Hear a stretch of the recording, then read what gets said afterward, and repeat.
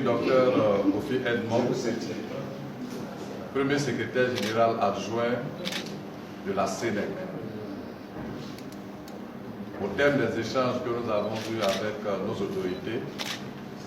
nous sommes là pour lire la déclaration de la CNEC.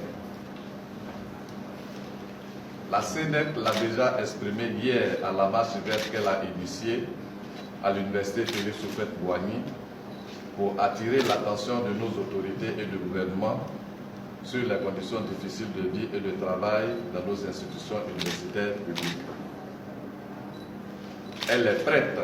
à saisir la main tendue du gouvernement et à l'accompagner dans le dialogue et la concertation dans l'intérêt national et pour le rayonnement de l'enseignement supérieur et de la recherche scientifique de la Côte d'Ivoire, notre pays. Monsieur le chef du gouvernement a pris la pleine mesure de notre plaidoyer en instituant d'urgence un cadre de concertation et d'échange pour débattre sereinement de toutes nos préoccupations. Je dis bien, et je le répète, de toutes nos revendications. À partir de l'instant où la prise en compte de nos aspirations légitimes que nous avons appelées de tous nos vœux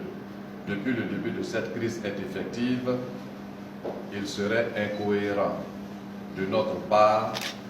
de disposer sur nous, syndicalistes, notre arme ultime, c'est-à-dire la grève. C'est pourquoi nous appelons solennellement, ici et maintenant,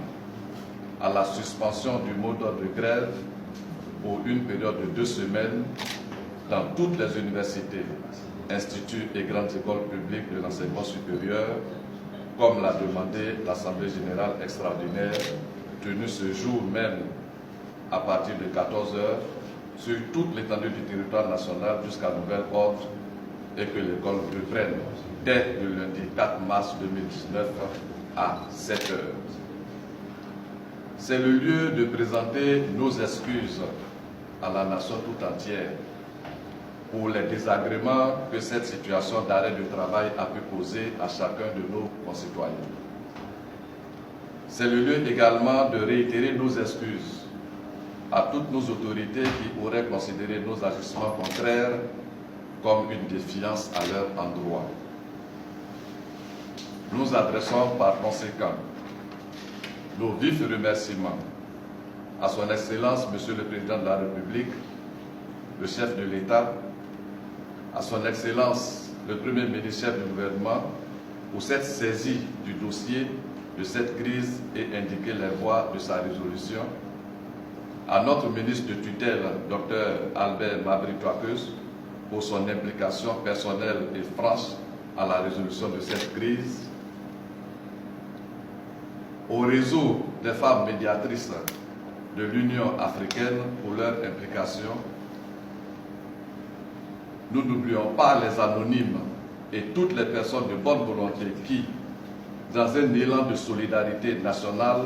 se sont inscrits dans la médiation à l'africaine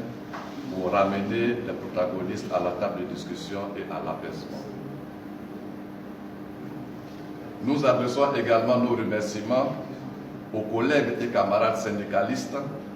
pour leur soutien et leur adhésion à la défense de nos intérêts